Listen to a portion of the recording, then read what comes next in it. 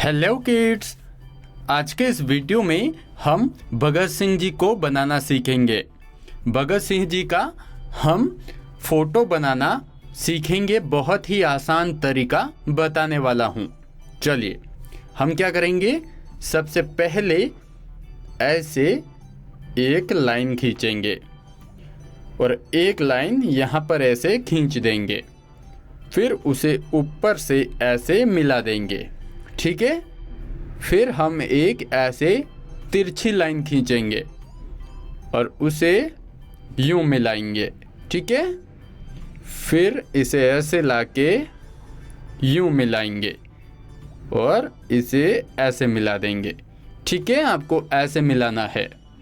और उसके बाद हम यहाँ पर ऐसे यूं लाइन खींच के ऐसे यूं मिला देंगे। ठीक है, आपको ऐसे करना है। उसके बाद आप यहाँ पर आईज बनाएंगे ऐसे, और एक आई यहाँ पर ऐसे बना देंगे। फिर यहाँ पर ऐसे दो लाइन खींचेंगे और ऐसे नोज बनाएंगे, और फिर उनकी ऐसे आपको मूछें बनानी है और ऐसे करना है।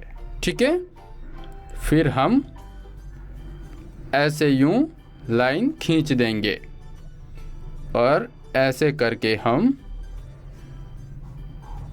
उनको बना देंगे। ये देखो, ऐसे आपको शेप बनानी है और आपके भगत सिंह जी बन जाएंगे।